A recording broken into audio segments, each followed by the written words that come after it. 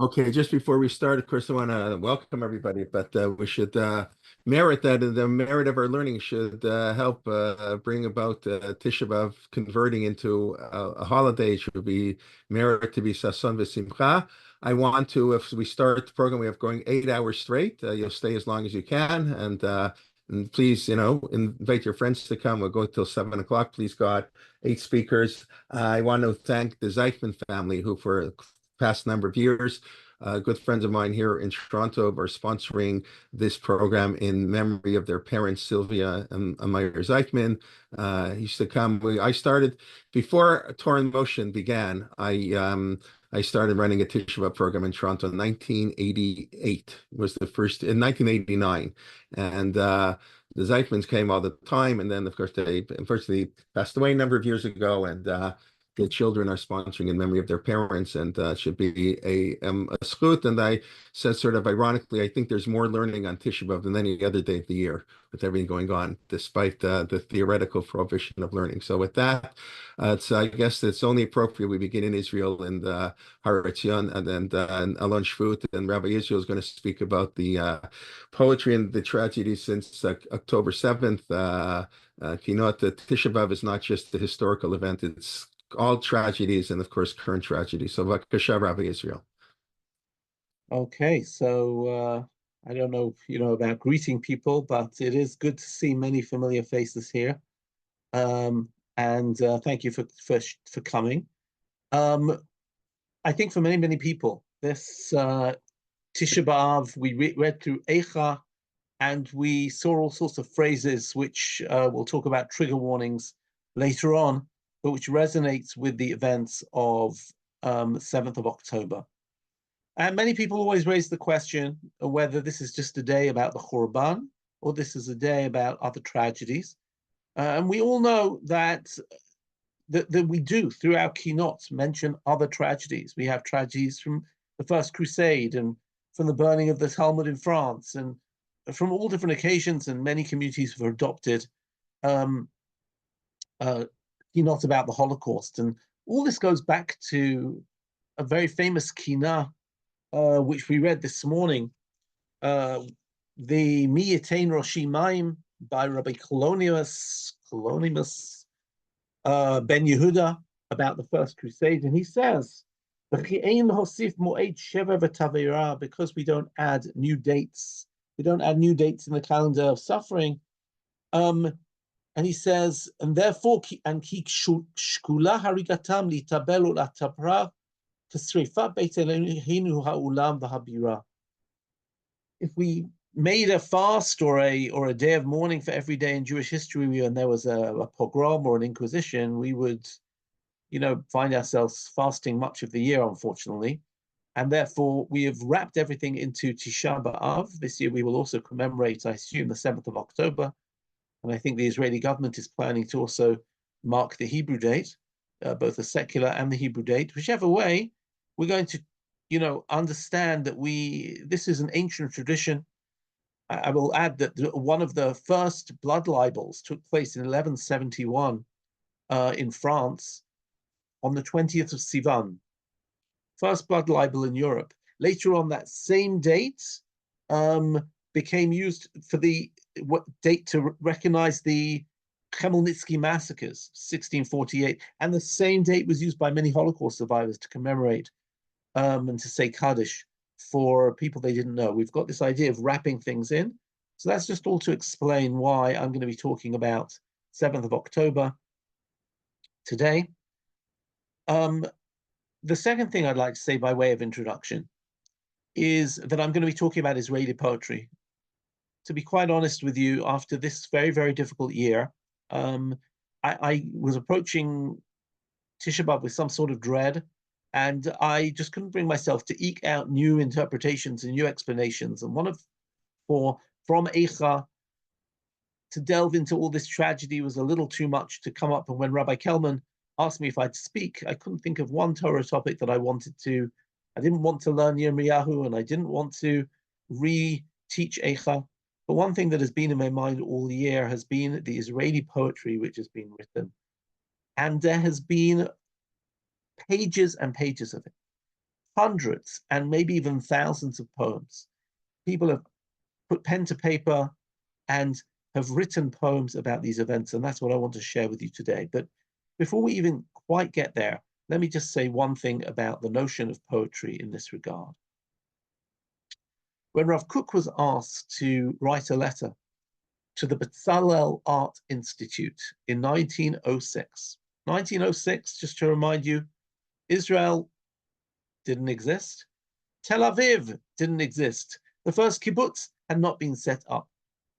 And the first institution of higher learning which would teach studies in Ivrit was the Battalion Institute. Now, they asked Rav Kook to write a letter of approbation, and it's sort of funny because rabbis didn't usually get involved with art. And Rav Kook writes to them and says, you know, art is an expression of a healthy body politic of a people. Because when you have a nation doesn't only have an economy and a stock market and banks. It doesn't only have roads and railroads. It doesn't only have, you know, food production and industry. It also has culture. And culture means music and fabric and art and museums. And therefore, I bless you that your institution of art is returning something to the Jewish people that we've had since Bezalel.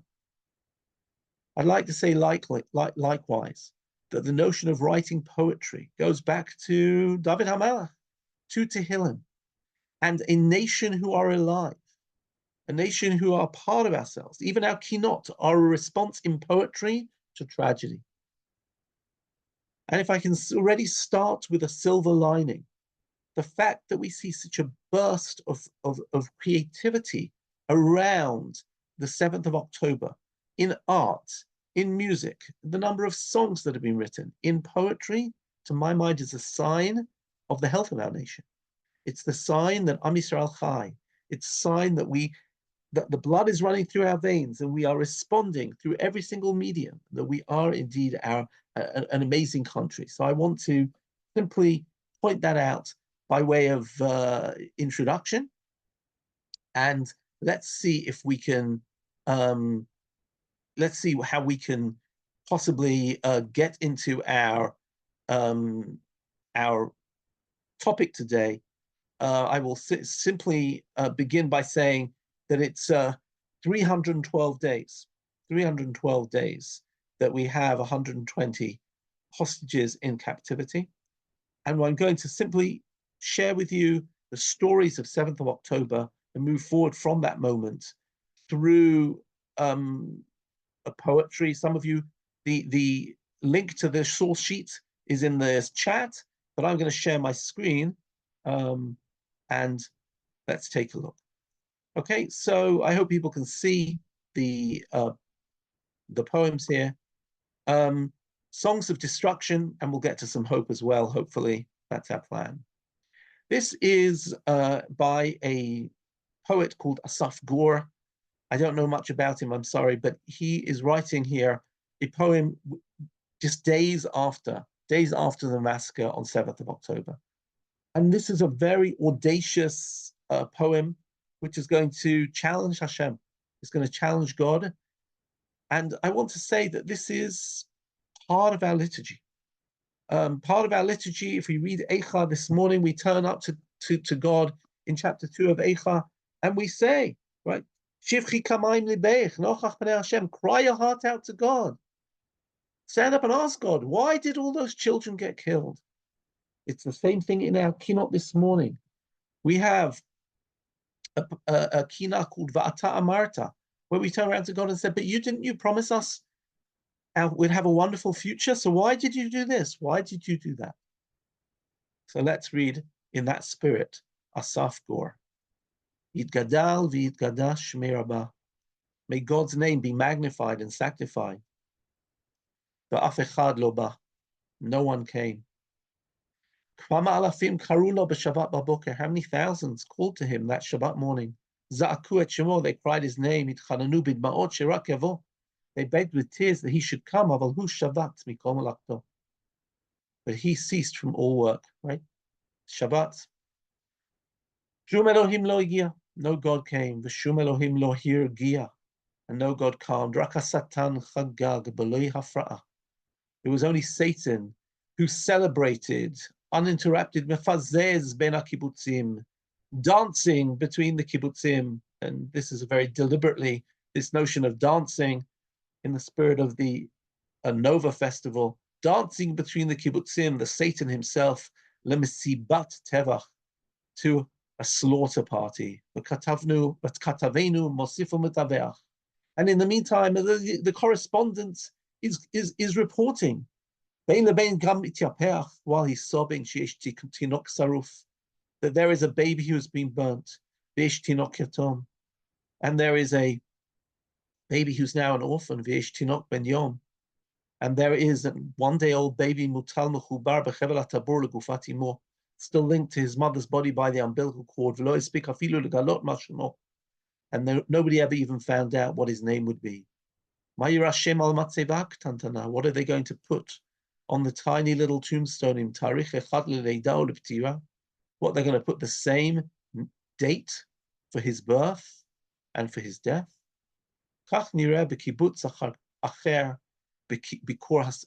Sorry. That's what the kibbutz looks like after the Satan's visit. Turns the broadcast back to the studio. Akshav Sheket Yorim. Quiet now. They're shooting. Yeshgam Shigurim. They're also launching rockets for Emmem Shalav, Ve'en Rachamim. There is no government. There is no mercy. V'rakat Tzrachot Vatmunot. Just the screaming and the pictures. Lo Yatzu Olam Me'rosh, which will never leave our heads. Ashvi October, Alpayim Esrim V'Shalosh, 7th of October, 2023. I'm starting with that simply because not all the poems are going to be as raw as this, but I felt it was a need to sort of reflect.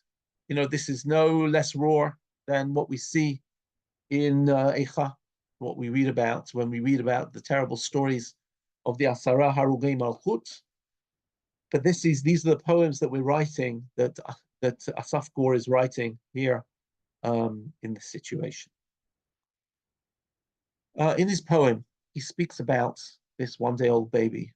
And here we have a religious poet, lives in Katamon, Rifka Miram, who writes a very short poem on her Facebook page. As you can see, 17th of December. We live in a time where you can almost, you don't need to publish poetry. You can just put it up on your Facebook. And there are Facebook groups in Israel who, every time a new poem comes along, have been reporting these poems. And this, I happen to be in contact with Rifka Miram on her Facebook page. And she wrote this poem, which I find very powerful, so short, just 5 lines. And she talks about the Mekononot. Those who study Mishnah will be familiar with this word, Mekononot. And Mekononet was people who ancient times used to be the women who used to wail at the eulogies and used to say verse. They used to, just like Heitzad Marakdim, Lifnei Kala, they used to say poetry in front of the Chatan and Kala. There were Mekononot, there were eulogy poems. And she says, V'sharu ha-Mekononot, the eulogizing women sang, Yeled Yulad Lanu, a child was born to us, V'shem alav kinachnu. You usually have a child, right? And the child's the main thing, but you give the child a name. The name is not the essence of the child is the essence of the child. V'sharu ha-Mekononot. So the eulogizing women sang, Yeled Yulad Lanu, a child was born to us, V'shem alav hunachnu, and we put a name on him. Ke'ever min hachutz, like a limb from the outside, miutar. It's really just an added extra. Va'ayehu hayeled, and where is that boy? Hu einenu itanu. He is no longer with us. Rak shemot notar. All that's left is his name. She wrote this in December, when we're already into Gaza, when we are receiving by day news about, I'll talk a little bit about it when we get to our 5th poem, or our 5th section. But you'd wake up in the morning, I'm sure you did the same, and simply open your phone or turn on the computer with a sense of trepidation, worrying how many soldiers were killed today. Is it one? Is it two? Is it five? And you scour the names and the places where they live in the hope that they're not somebody you know. And this was her. Where's the child? All that's left is his name. In that spirit, after the first, let me just say something about the days immediately after 7th of October.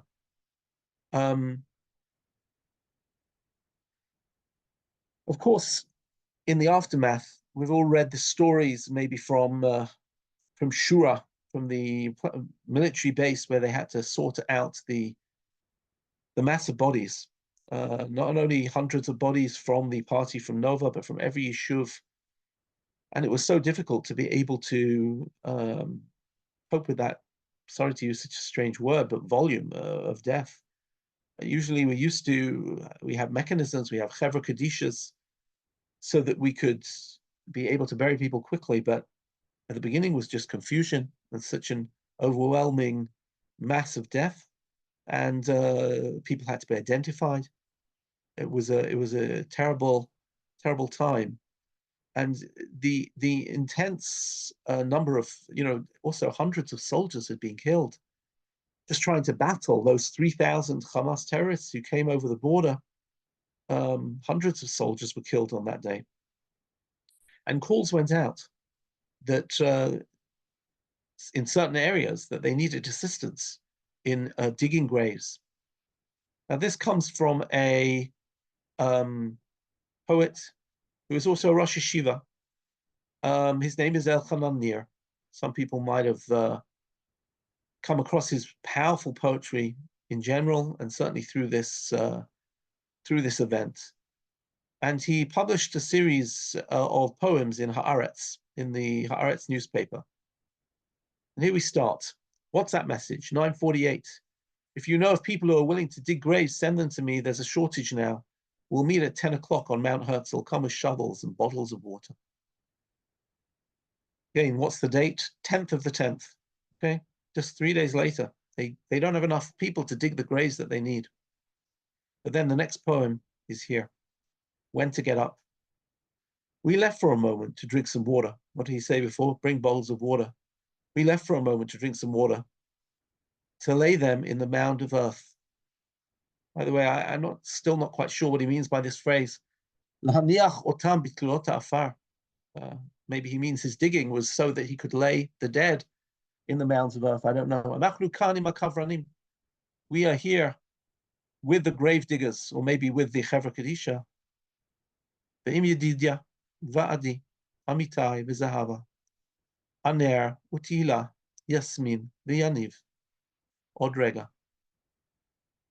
What's he saying? These names might be names of the people who came to dig, but I think they're the names of people from the Nova party, people who were buried there. Yedidya, Adi, Amitai, Zahava, Aner. Some of you might have heard that's not a usual name, Aner, such a well-known name, but Aner Shapira, the son of a friend of mine, Moshe Shapira, who I learned with in yeshiva, was at the Nova party and was in one of those miguniot, was in one of those shelters, and he was the one who stood at the door. And as the Hamas terrorists threw in grenade after grenade, he threw it back at them. He threw back 7 grenades, but on the 8th one, he didn't manage to get there in time. And he and many people there were killed. Aner utihila, Yasmin v'Yaniv, Odrega ha'adama. And in just another moment, the earth. The trees go on blooming. Rockets tear up the skies. You have to remember that while we're burying the dead, there are still rockets coming over from Gaza. And what do you do when you have a rocket? Well, you go into your safe room. But if you're in a graveyard, what do you do? So the instructions are that you lie on the floor and protect your head. The trees go on blooming. Rockets tear up the skies, and the man in charge ordered us to lie on the ground, face down, hands on your head. Don't move. When to get up? No one asks. The knife is in our heart. Risisei harimonim v'hasneh bo'er. The grenade shrapnel and the burning bush. That phrase, B'libeinu hama'achelet, the knife in our heart, is from a very, very famous poem of Chaim Guri, who says, Chaim Guri was a poet of 1948, but he talks about the idea, the word ma'achelet, of course, comes from the Akedah. And Chaim Guri says that all Israelis are born with B'libeinu ma'achelet, that there is that knife is somehow in our heart. To be Israeli is to understand that this is always a possibility, the possibility of sacrifice. Soldiers know they take it on. Parents know they're going to send their children to the army. I say this as a father of several chayalim. B'libeinu ma'achelet, risisei harimonim, that shrapnel from those grenades, v'hasneh bo'er, and the burning bush. The burning bush, of course, is the symbol that Moshe saw in Egypt, that on the one hand, we're burning. On the other hand, hasneh enenu ukal. The bush will not be consumed. These people come to bury the dead, to dig graves for the dead, and suddenly the sirens go off and they find themselves with their head in the earth alongside the dead. And quite that scene, which, by the way, not a few of my friends experienced at funerals on Har Herzl, where suddenly everybody had to lie down on the ground. How eerie, how bizarre. And yet, so this is his message. This is the poem. Powerful stuff. 1 minute, I want to see if I can just share what I want to share with you now is something by a soldier who fell in the war, Yosi Hovitz. Yosi Hovitz lived very close by to me in Gush Etzion, and he was a phenomenal soldier. He volunteered to do Miluim, even though he was way beyond the age. He was in the elite unit. He's also a headmaster in Jerusalem of a boys' high school. This boys' high school was the Ort Pelech High School and was a tremendous high school. He was known for his sense of joy, his sense that he picked up a school and totally raised the atmosphere. I'll just give you one example of what he did. He created or employed an app in the school, which he called Nekuda Tova. And Nekuda Tova was an app where when a teacher finished a class, the app would sort of buzz and they would write 2 points about 2 students, 2 good points. Today, Chaim listened really well in class. Oh, wow. Today, Shmuel asked a really great question. Wow. That project by Eviatar was just great.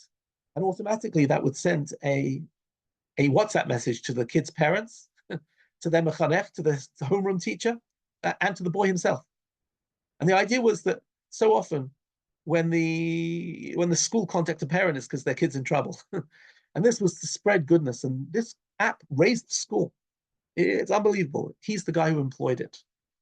As I say, he was part of an elite unit in Gaza, and they went into a house looking. They knew that there was a Hamas unit who was under surveillance, watching Israeli soldiers, and they went to find out where they were. They went into a booby-trapped house, and him and 4 of his units were killed. Before he went into Gaza, he said he gave a message to his school, and I just want to share that message with you. And there are English subtitles here. I hope it'll come through. Just 1 moment. I'm just getting the technology straight. Okay, I hope this will work. עם ישראל יישאר מאוחד כמו שהוא עכשיו, שגרוף ברזל גדול, העם הזה מאוד מאוד מאוחד, מרגש, תומך. התייצבות פה היא מעל 150%. ואני מבקש בבקשה מכל אחד פה, דבר ראשון והכי חשוב לי אישית, אני מבקש בקשה אישית פה. לא להגיד לשון הרע על עם ישראל, שום דבר. אל תגידו מילה רעה, לא לחזור על מה שהיה לפני. כלום, אין שמאלני, אין ימני, אין חרדי, אין כלום. יש יהודים. החמאסניקים הנאצים לא עניין אותם. למה בחרת? במה אתה חושב? עם ישראל יישאר מאוחר. That was his final message at his funeral, which I attended. His wife, Hadass, said that throughout the year when there was the argument about the reform, the legal reform in Israel, Yosi kept on saying to her, Hashem's not going to forgive us for this. Hashem's not going to forgive us for all of this infighting. And this was his last message to his students before he left. You can see him in his army uniform before he entered Gaza. Not to speak badly, not to speak Lashon Hara about Am Yisrael, that we're all one, right and left, religious and secular. I know that I decided from that moment that I saw that video that I'd be very, very careful what I write online, what I write on my social media. And to me, this sort of, there are so many messages from so many soldiers. But to me, especially on a day when we say that our temple was destroyed because of Sinat Chinam, Yosi Hovitz message that we should be very careful to only speak Ahava, to only speak well about Am Yisrael, I think is very, very relevant. Okay. The phrase used every morning when we'd wake up, and the phrase still used when a soldier dies, when a soldier falls, is Hutar lepirsum. It has been cleared for publication because, of course, you want a situation where the family are told first and the close relatives are told first. But the phrase is, you'll always hear of the Dover Tzahal, the army spokesperson, say, Hutar lepirsum, and that's your heads up to brace yourself. Dael Rodriguez Garcia wrote the following poem, Hutar lepirsum. It has been cleared for publication, Ki libenu nishbar, that our hearts are broken. And in hidden places, over mistarim, I'll come back to that phrase. B'chadarim reikim, in empty rooms, rivavot yivavot, there are thousands of sobs, nechnachkot bli kol, who are choking silently. Hutar lepirsum. It is cleared for publication, Ki damenu hutar, that open season was declared on us. V'nivzavnu ba'afilah, we were plundered in the dark of the most precious of the precious. It's already cleared for publication. That the magical, shining light of our beloved's face is extinguished. But underneath that very earth, a stubborn plant is growing, sending roots without end and tightly grasped with love. That word mistarim in the third line here, which is translated in hidden places, is a pasuk in Yirmiyahu. But mistarim tifkeh nafshi.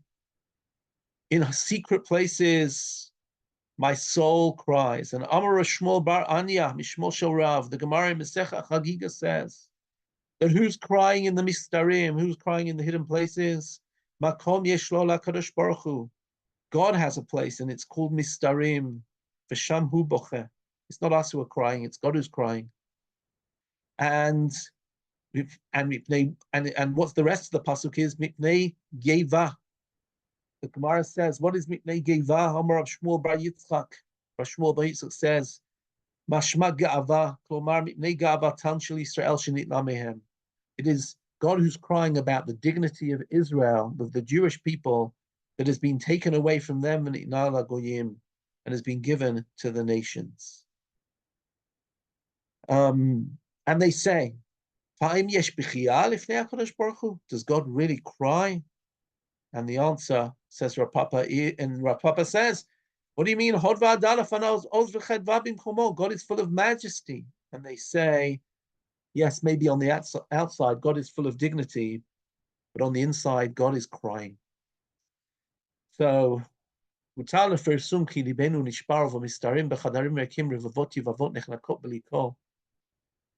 tradition says that it's not only us who cry, it's God.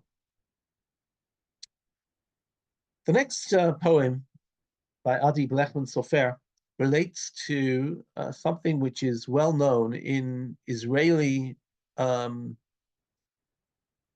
folklore, and that is the Kalaniot, the Nuriot, and the Pereg. And I'm going to, please don't get too dizzy as I do what I'm about to do, but I'm going to scroll down. Hold on. I want you to see a picture. This is a picture which is taken right next to Kibbutz Be'eri. I know I took it. Every single winter in February, the Kalaniot burst out their wild flowers, and they burst out into the forests around Be'eri. And it's just amazing how beautiful they are. People go down there. In fact, there is a festival every single year called Darom Adom, and the fields are just filled with these, wherever you look, with these beautiful red flowers. Now, of course, the notion of a poppy, these are actually anemones. The notion of a poppy is also a sign of the war dead, right? I think in many, many countries. I grew up in England, and when they got to the annual 11th of November, when they would commemorate the war dead, they would have poppies as a sign. People would pin them on their lapels. And it's this poem which sort of records this concept. Let me just share the poem, and then I'll go back to some other pictures about in this. I'm on page, oh, sorry. Here we are. The poem called Be'eri on page 3. On Mat Yagia Choref, soon the winter will be here. Ananim bochim yashkuet adama, and the weeping clouds will water the earth. Yismechu marvadim adumim, and they'll bring out those red carpets of flowers. Tchilat tifracha kalanit. First will flower the anemone, the kalanit, v'af echad lo yavo litzpot b'yofeha, but there'll be no one to come and watch its beauty. Acharei tifracha nurit, and then there'll be the nurit. I don't think the nurit is the buttercup, but never mind. V'lo yitkayem festival, and there won't be a festival. V'lo basof yifracha pereg, and then there'll be the pereg, the poppy, the sheket, enish, aprachim amuganim. You see, those protected flowers, niktefu kfar bastav, have all been picked in the fall. And this notion of the poppy, which has been, sorry again, I want to say something about, I started off by talking about the notion of public commemoration. As a result of this, people picked up on this theme as the poppy, as the sign of the Shuvim around what we call Otef Aza, the surrounding Gaza. And there was even a public, a site called Kalaniot, where they asked people to draw original artwork. I've just brought you 4 of probably 1,000 pieces of art, which, from going from left to right, the Israeli flag as a Kalanit, the Kalanit with 0710, right, 7th of October, shedding a petal. Yizkor, this is what it looks like on Yom HaZikaron. There's a famous sticker which is always given out on Yom HaZikaron, but it has on it usually a different flower, the Dama Maccabim.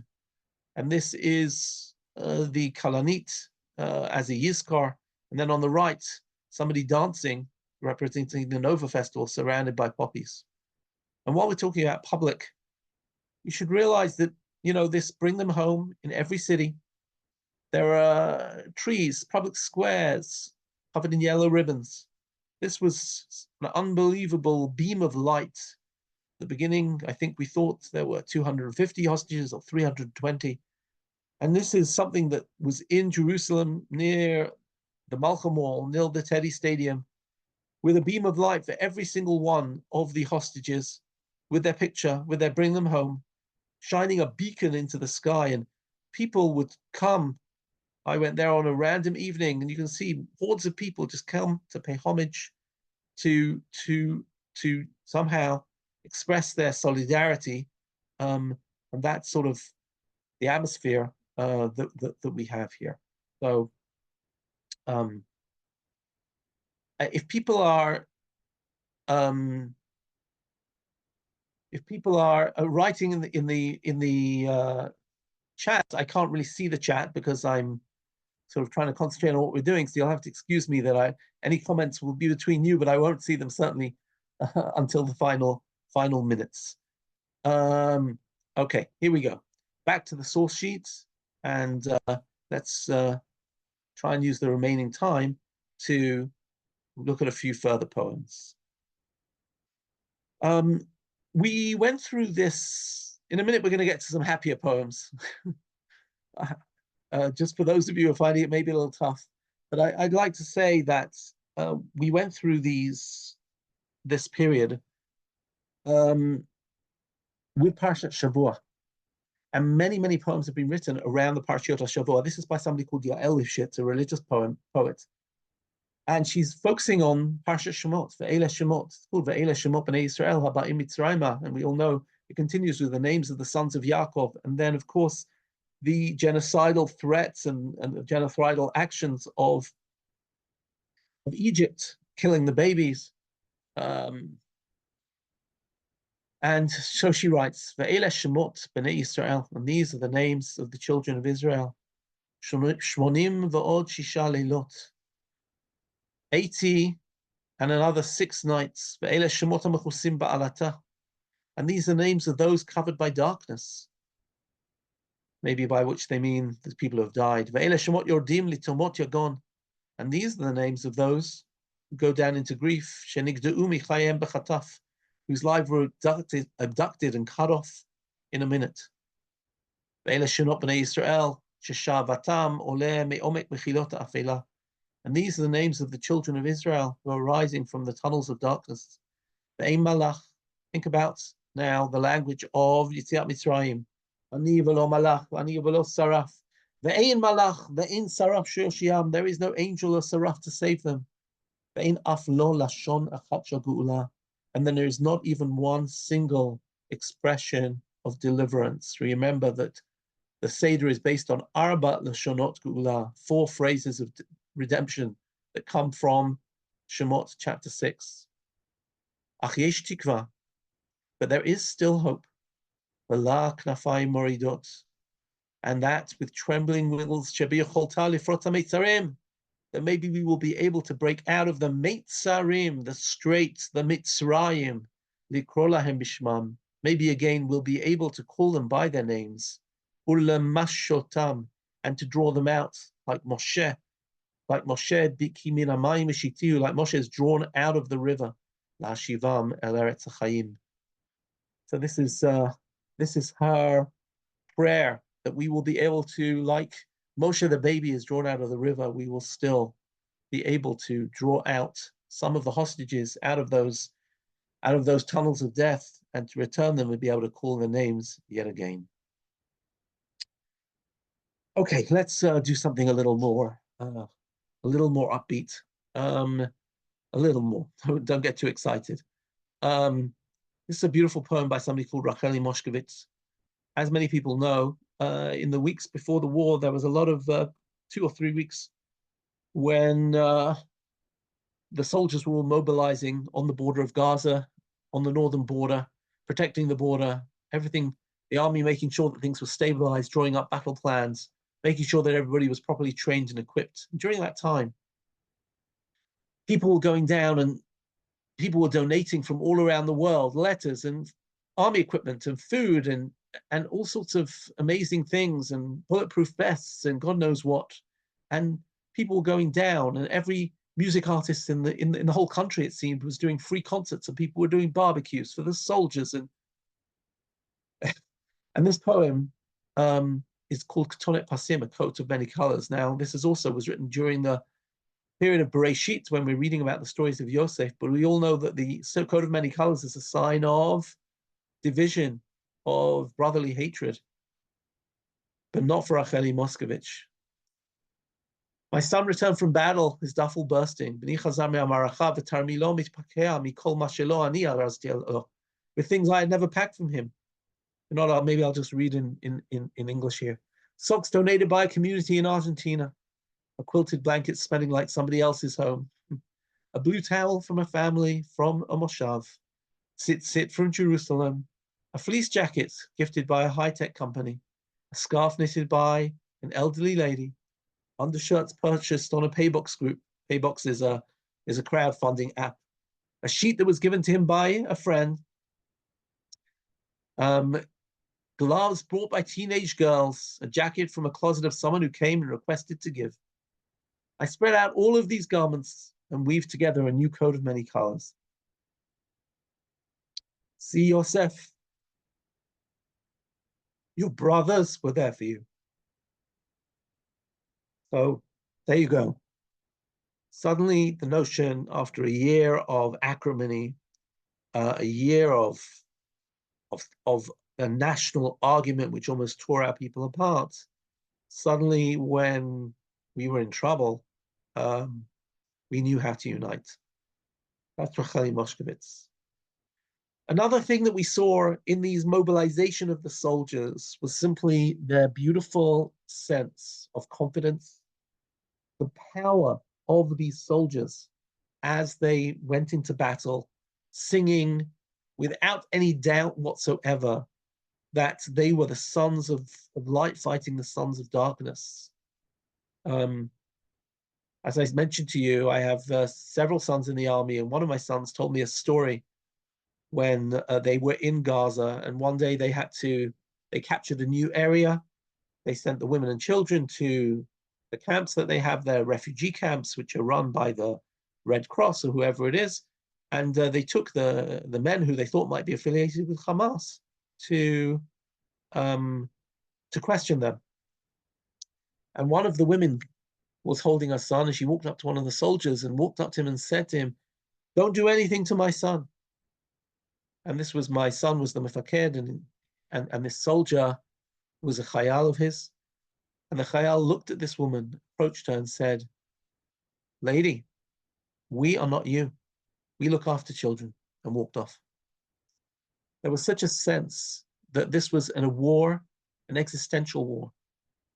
You might say, maybe it's not an existential war, but it is an existential war, because if we cannot secure our borders, if we cannot make sure that the 7th of October can never happen again, then nobody's going to live anywhere near any of our borders. And if we can't live near our borders, then we're not going to be able to live 20 miles from our borders, or in Jerusalem, or Tel Aviv, or Beersheba, or wherever it might be, or in Haifa. And therefore, the sense that here we were, the Jewish people coming together with a sense of unity, was overwhelming. This is a speech of Maoz Schwartz, the commander of IDF Infantry Battalion. I'd show you the video, but I couldn't find one with what do you call it, with subtitles. And on Shabbat, October the 28th, right, 3 weeks after the event, his soldiers were poised. This is a tank division, and his was one of the first tank divisions to enter Gaza. This is his speech. I hope it is translated well, because I translated it. Okay. Battalion 7007, Shabbat Shalom, everyone. You've got to imagine these soldiers all in their full battle dress, standing in a big circle. And he says this. This is a historic hour for everyone. I don't know if we can digest this moment. I don't know if we really understand the magnitude of the hour, but there's a huge achdut, a togetherness here. The hour that Battalion 7007 goes to war. Since yesterday, from the early hours of the night, the IDF have been fighting the enemy. Division 162 has engaged with hundreds of enemy terrorists. We are not alone. With us here, and this is how I feel, are the warriors of King David. The Maccabees are with us. We are with Mordechai and Ilevich and the Warsaw Ghetto Uprising fighters. They are here with us. The freedom fighters of Israel, the Etzel, the Lechi, the Palmach, and the Haganah, and all the fighters throughout Israel history since we became a nation. I feel this is a historic moment. Few generations can say we went out to fight for Rio, really fight for the homeland, to restore the honor that was lost on Simchat Torah, and we will now return it big time. I try to imagine a good few years from now, as if some biblical event, when the younger soldiers here will be fathers to sons, and the grandsons and the older ones will have grandsons and great-grandchildren sitting on the couch at home. Your child or grandchild will ask you, Father, years ago in 2023, babies and children and adults and mothers and fathers were kidnapped. We heard that 1,400 people were slaughtered and burnt. And you'll say, yes, dear child, I was there.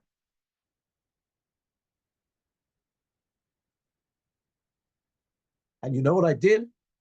I left the family and I home, I abandoned work and I went to fight. And he'll say, what, Father, you really fought this thing? And you'll tell him, yes, I fought this thing. I fought this evil. And Dad, what was at the end? And you'll say, we were heroes, the lions of the 7007 Battalion. And we defeated the enemy. We're going to war. I am relying on you greatly to really fight the fight against the enemy. So let's go. I love and trust each and every one of you. I appreciate each and every one of you for being here at the forefront of the IDF. Now, it's really not a cliche. You are the best, and believe me, truly the best there is. And together, loudly, I want us to sing Hatikva. That is the speech of a soldier in the IDF, a commander in the IDF, before he takes a soldier into battle. And it's really powerful that this is our army, and this is the spirit of our forces. And when we read the Kinot, and we realize that for centuries, for millennia, since we went into exile, since the Second Temple, Jews never had the ability to fight back. We read about the Kinot from the Crusades, and the Kinot from the Crusades talk about how Jews were confronted with conversion or death. That was their only options. And now we're in a situation where we have our families, our children, fighting the good fights and fighting against our enemies, ensuring that Israel will once again be a place where we can live in safety, fighting forces really of evil. I don't think there's any other way to put it. I think this is a historic moment. Like Maol Schwartz said, I think it's very powerful to read the historic sensibility with which he sent his soldiers into battle. So let's move on to something which is related to this. Again, all of these are poems, all of these are, and this is from a Israeli, Ish Eretz Yisrael, who used to run this guy is like a public intellectual, Nathaniel Elson, Ish Tanakh. He used to run a field school in the Araba. And he published this again on his Facebook page, a conversation between him and his wife from the Miluim. Again, Nathaniel Elson is way beyond the age of Miluim. He's in his 40s. He could get exempt. He's the educator of many hundreds of people. And yet, he felt he had to go and fight, and this is what he writes. Again, it's sort of like a conversation, but it's sort of like a poem. Ma shlomech ahuva? How are you, my dear? He says to his wife. She says, Margisha matzuyan. He says, Noshemet amok, mastira et ha'ka'ev. She breathes deeply. She hides her pain because she knows that if he feels that we're in a good space, it'll be easier for him. And how are you, my dear? She says. Mamash tov. He says, I'm great.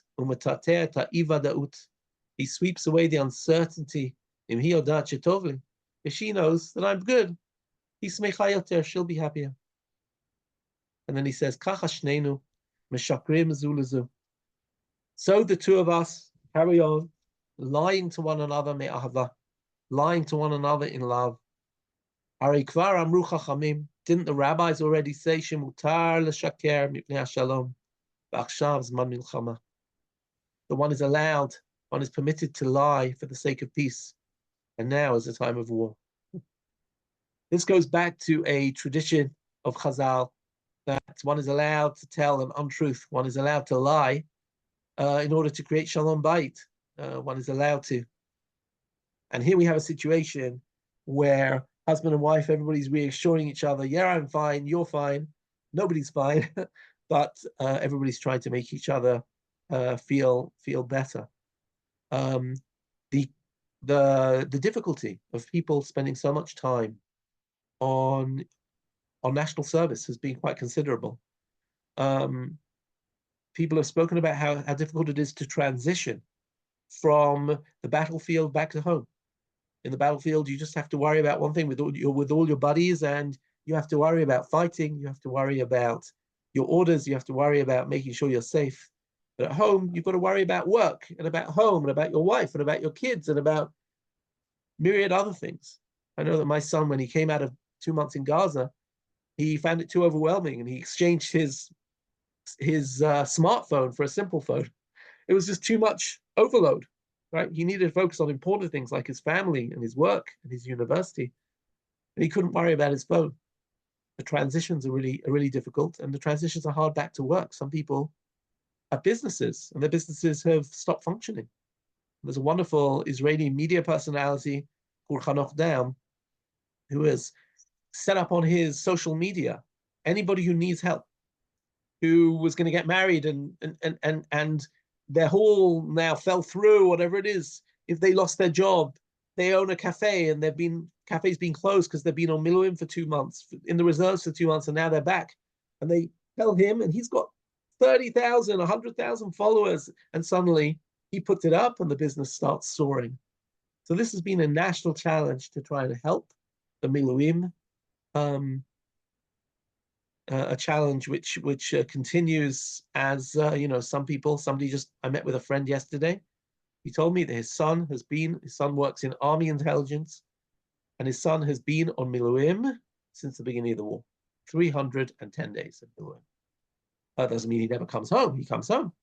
And yet, but he's abandoned. He was meant to have a job in Google. He graduated from college. He's meant to have a job at Google. He doesn't have a job in Google. He's working for the Israeli army and helping fight this war. So that is some of the sacrifice that people have been paying. Okay, just see how far we can get in the next few minutes. This is by an Israeli poet who has a fascinating story, Mayat Tevet Dayan, but maybe give a sense. And I want to mention one of the things which everybody has been concerned about is the question of trauma, post-trauma, trauma from the battlefield, trauma from the war. Many people have experienced previous wars and now aren't fighting, but this has sort of brought up all sorts of hidden traumas. Other people have gone through the war and need to be treated for trauma, and Israel is a world leader in this area and is trying to do as much as it can to help people. And I know several individuals who are currently founding new trauma centers. I have a friend of mine who herself is an orphan from the Yom Kippur War. Her father was killed in the Yom Kippur War. 50 years later, she is grown up as knowing that as her reality. And now she sees so many other mothers who have lost their husbands, so many other children who as little babies lost their father. She set up an organization to help these mothers and to get them to realize that just like she grew up normally, they will be able to raise their children normally. So the amount of chesed that's going on, but talking about trauma,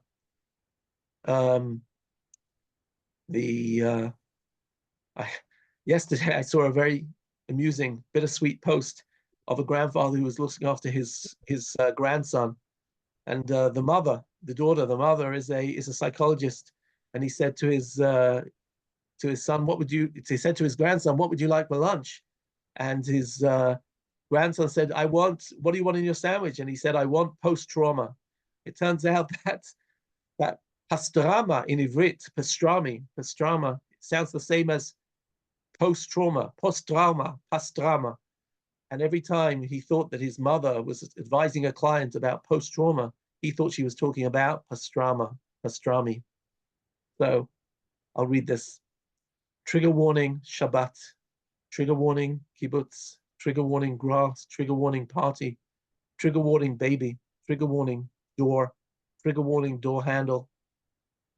Trigger warning, every evening's bath time, every I'm cold, every I'm hungry, every what do you want to eat, every omelette, every sweater, every I don't want to wear socks, every Ema, trigger warning, Ema, every hour that I wake up in the middle of the night. Trigger warning, Lila. Every time the blanket moves up and down, God, please make it move up and down. Every time I whisper to myself in the darkness, she's here, she's here. Every time I whisper to her, Ema's here, Ema's here. And I'll finish with, because I've got to finish a couple of minutes early, with a beautiful post that this guy, Hanoch Down, posted just 12 days ago. And this is written by a bereaved parent, Avidan Beit Yaakov, whose son Ro'i fell in the war. And he wrote a piece which he asked Hanoch Down to share, to be a bereaved parent in Israel. To be a bereaved parent in Israel, to receive a box of tropical fruits from Parshab in the south, or from a settlement in the Jordan Valley, or from Herzliya, to receive home in Challah every Friday from residents in the community, to receive a phone call, we are with you, we want to transfer money to you, to receive a request to give a speech to teachers, to receive a request to give a speech to children, to receive a request to give a speech to a men's teal, to receive a request to give a speech to students, to receive a picture painted exactly like this, to receive a picture of a sticker at a train station with a familiar face. Let me just stop there and say that a trend after this war has been stickers, like bumper stickers, with the face of a soldier who's killed and their sort of motto in life. So they're all over Israel, on benches in Tel Aviv and on train stations in Jerusalem and where have you. To receive a request for an interview on channel number 1, 2, 3, 12, maybe also a podcast, a panel, a radio, to receive a visit from bereaved parents who heard and came to show support, to receive a visit from neighbors, to receive a reel dedicated to his memory, to receive a story about somebody who's keeping going solely thanks to him, to receive a picture of a drone somebody donated in his memory to the army, to receive a selfie of a friend on top of a mountain in Nepal, a selfie with a flag dedicated to him, to receive an offer to commemorate him to receive a message from the unit. We just crossed back over the border from Gaza, to receive a story about someone actually accidentally heard about the miraculous child, to receive a request for approval to use a story, a quote, or a picture, to receive a hug from someone you don't know, but they know you, to receive more cake, more flowers, more donations, more visits from just those who heard and came to know, to receive, to accept that now you received another role. Being a bereaved parent is a role, it's a position, and even a mission. To accept that you are the father of, and not just who you are. To accept that Am Yisrael just can't stop giving, and to accept that when you receive, you also give. And he writes, and there's the picture of his son. Everything written here happened. Most of what is written here happened more than once or twice or 3 times. Most of what is written here continues to happen. And yes, between every line I wrote and the next, there is of course crying and longing and sorrow. There is coping and breaking and pain. But this giving, this attitude towards our families does not allow us to forget that we are part of something much bigger, stronger, and eternal. We are part of the people of Israel. I want to finish by just saying that this has been a very hard year, and yet at the same time, out of every single war has come a sense of growth. Out of the destruction of the Second Temple came the Mishnah and the Gemara. Out of the Spanish Inquisition came new growth, came Tzfat and the writing of the Shulchan Aruch and the Kabbalah. Out of the ashes of the Holocaust came the Holocaust and a rejuvenation of Jewish life. And we will prevail. We will win this war. We will bring as many hostages as we can home. But after this war, we will grow again. And we will go from a place of Churban to a place of Binyan. I've tried to connect you today to our situation of Israel, to connect you through poetry. And we should have a meaningful Tisha B'Av. Thank you for being here. And we should only know nechama and growth and success. Be'ezrat Hashem. Thank you, Rav Alex. Okay, Jed, the comments were just saying how moving the Yes, president. I'm looking. I can see. Thank you so much.